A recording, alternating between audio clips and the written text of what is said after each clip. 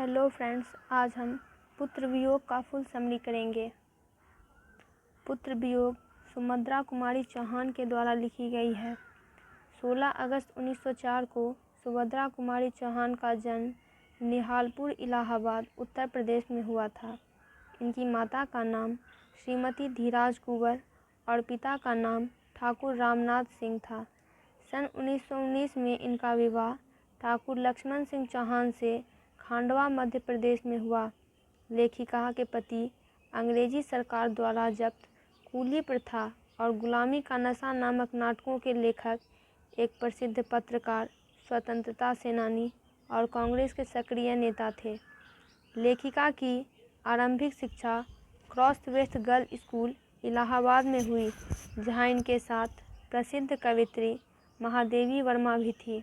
इसके पश्चात वाराणसी में थियोसॉफिकल स्कूल के 9वीं कक्षा के बाद अधूरी शिक्षा छोड़कर असहयोग आंदोलन में कूद पड़ी। छात्र जीवन से ही इन्हें काव्य रचना की भी अभिरुचि थी। आगे चलकर एक अच्छी कवयित्री एवं साहित्यकार के रूप में प्रतिष्ठा भी पाई। लेखिका सुभद्रा कुमारी चौहान अपने जीवन काल में समाज सेवा, स्वाधीनता संघर्ष में सक्रिय भागीदारी, राजनीति करते हुए अनेक बार कारावास भी गई। अंत में मध्य प्रदेश के एक विधानसभा में एमएलए बनकर अनेक क्रांतिकारी परिवर्तन और जागरण में सक्रिय भूमिका निभाते हुए वसंत पंचमी के दिन इस संसार से नवसृजन के महापर्व करके चल पड़ी। इनके जीवन का महामंत्र था स्वतंत्रता के लिए सर्वस्व होम करना। इतना ही नहीं, मुक्तिबोध ने तो कहा है। सुभद्रा जी के साहित्य में अपने युग के मूल उद्वेग, उसके भिन्न भिन्न रूप अपनी आभारहीन शैली में प्रकट हुए हैं। सुभद्रा कुमारी चौहान की निम्नलिखित रचनाएं मुकुल, त्रिधारा, बिखरे मोती, सभा के खेल प्रमुख है। सुभद्रा जी के प्रतिनिधि काव्य संकलन मुकुल से यहाँ ली गई प्रस्तुत कविता निराला की सरोज स्मृति के बाद हिंदी में एक दूसरी शोक गीत है, जो पुत्र के असामयिक निधन के बाद कवित्री माँ के द्वारा लिखी गई है। आज दिशाएं भी हंसती है उल्लास विश्व पर छाया, मेरा खोया हुआ खिलौना अब तक मेरे पास न आया। शीत न लग जाए इस भय से नहीं गोद से जिसे उतारा, छोड़ काम दौड़ कर आई माँ कहकर जिस समय पुकारा। यह शोक गीत पुत्र के असामयिक निधन के बाद कवित्री माँ द्वारा लिखा गया है, जिसमें पुत्र निधन के पीछे तड़पते रह गए माँ के हृदय के दारुण शोक की मार्मिक एवं हृदय स्पर्शी अभिव्यक्ति है। यह विषादमय शोक गहरा होता हुआ भाव उत्कटता प्राप्त करता जाता है। पुत्र की असामयिक मृत्यु से शोक विह्वल माँ अपने शोक संतप्त भावों को प्रकट करते हुए कहती है कि आज जब चारों ओर खुशी का वातावरण है और सारे संसार में खुशियाँ छाई है, ऐसे में एक दुखी माँ के लिए ये सारी खुशियाँ बेकार है। मेरा पुत्र असमय मृत्यु को प्राप्त कर चुका है, मैं उसके इंतज़ार में दुखी बैठी हूँ। मेरा खोया हुआ पुत्र मेरे पास नहीं है। फिर वह अपने मित्र पुत्र को याद करती है और कहती है कि मैंने अपने पुत्र को सर्दी, गर्मी, बरसात तथा हर दुख से बचाने का प्रयास किया था।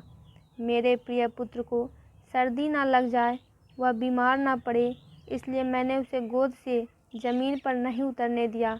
उसने जब भी माँ कहते हुए मुझे आवाज़ लगाई, मैं अपना सारा कामकाज छोड़कर उसके पास दौड़ कर आई ताकि उसकी ज़रूरतें पूरी कर सकूं।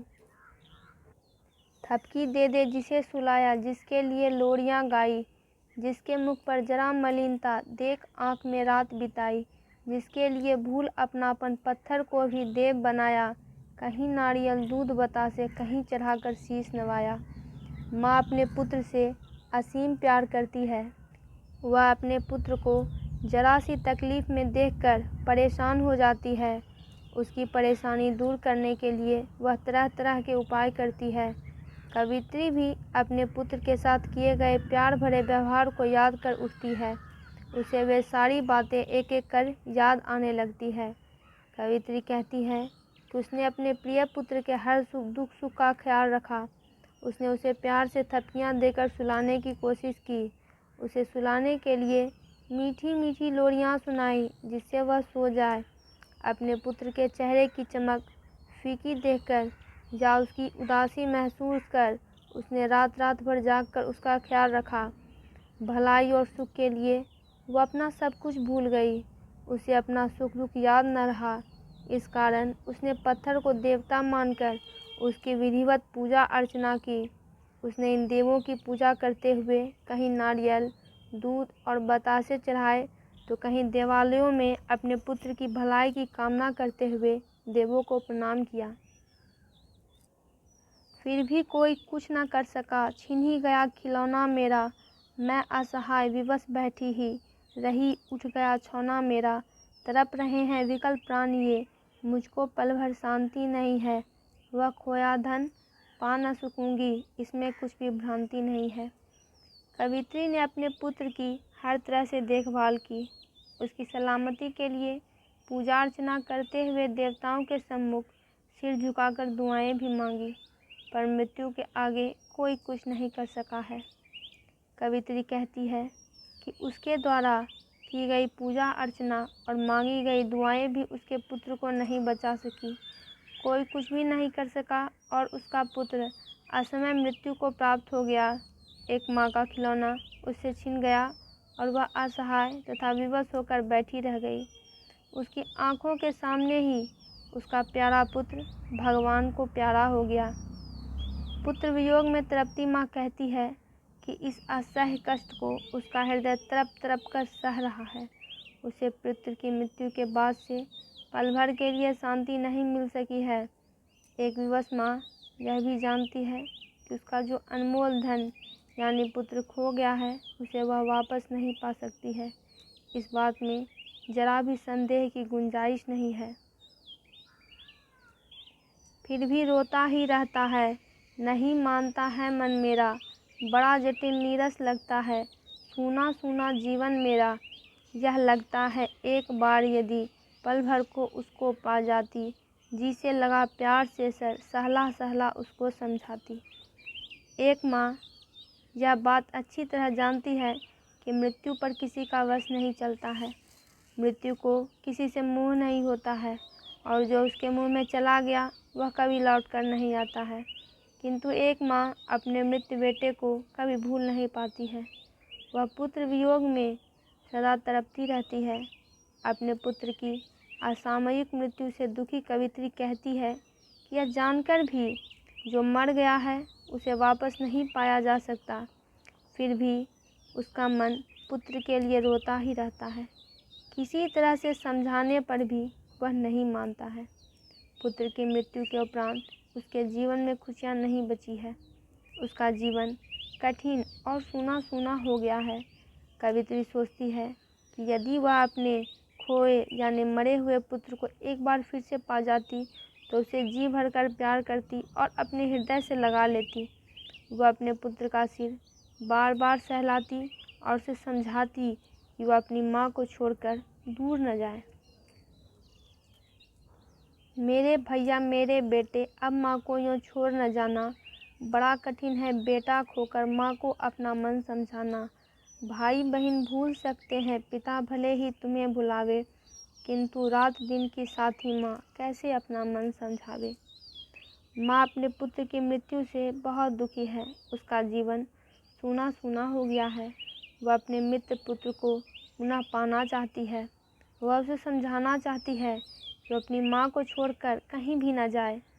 पुत्र वियोग में शोक संतप्त माँ सोचती है कि यदि उसका पुत्र उसे पुनः मिल जाए तो वह उसे समझाएगी कि मेरे प्रिय पुत्र, मेरे भैया, मेरे बेटे, अब तुम अपनी माँ को छोड़कर इस तरह मत जाना जैसे तुम अब चले गए थे। एक माँ से बेटों का यूं बिछुड़कर दूर चले जाना ही उसके लिए सबसे बड़ा दुख है। अपने दुखी मन को सांत्वना देना और समझाना उसके लिए बड़ा कठिन होता है। पुत्र वियोग में व्याकुल माँ कहती है, हे बेटा, तुम्हारे भाई बहन तथा पिता भले ही तुम्हें कुछ समय बाद भूल जाएं, पर माँ तो अपने पुत्र की दिन रात अर्थात हर समय की साथीन होती है। वह उसे अपने गर्भ में पालती पोसती है, उसे अपने साथ लिए हुए घूमती है, इसलिए वह उसे अपने मन को कैसे और क्या समझाकर अपना दुख कम करे। तो दोस्तों, पुत्र वियोग का फुल समरी कंप्लीट हुआ। इससे रिलेटेड वीडियोस के लिए चैनल को सब्सक्राइब करें और वीडियो को लाइक और शेयर करें।